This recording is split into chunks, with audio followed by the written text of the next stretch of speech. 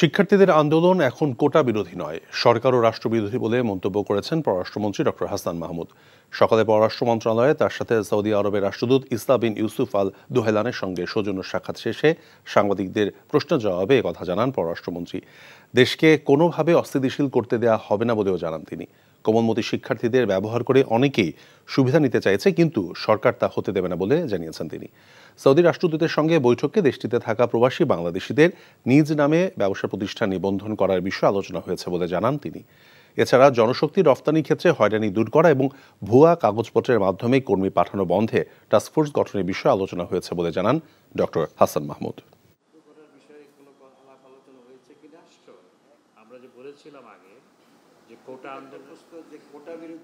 রাজাকারের পক্ষে স্লোগান দেওয়া এটি রাষ্ট্রবিরোধী স্লোগান, এটি সরকার বিরোধী নয়, এটি রাষ্ট্রবিরোধী স্লোগান। এবং একই সাথে সেখানে সরকার বিরোধী, প্রধানমন্ত্রী বিরোধী স্লোগান দেওয়া হয়েছে।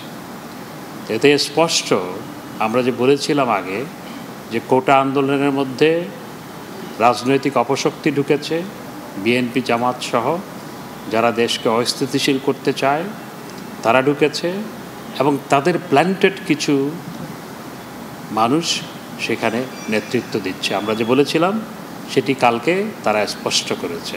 এখন জন্ম সনদ দিয়ে খোলো বিকাশ স্টুডেন্ট অ্যাকাউন্ট, নিজের বিকাশ নিজে কর। মাসুদ চেয়ারম্যান চাপলে কি জানোস না, এমন মায়ের মারুম কুত্তার মতো খালি সাইড পারবি। তুই যদি আমার বউ আস, তুই হবি রাজরানী, আর আমার বউ টুনি বিবি তোর বান্দি। আমার সংসারটা কেন ভাঙতে সময় না? নিজের জামাই আটকা রাখতে পারেন না? কেমন বউ আপনি? কেলেঙ্কারির আর কি বাকি আছে? বদনাম তো শৈলেই লাগছে। আপনার প্রথম বউ কি আত্মহত্যা করছিল নাকি আপনি মারছেন?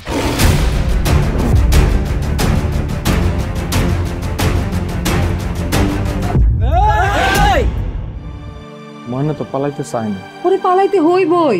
ময়না রে, তুই আমারে মাফ করে দিস। আমারে খাওয়ানোর মধ্যে বিষ মাখায় মেরা ফলাইতে চাচ্ছে। মাইরা একেবারে আম গাছের লগে ঝুলাই দিবেন, যেমনি আপনার বড় বড় মাইরা ঝুলাইছিলেন।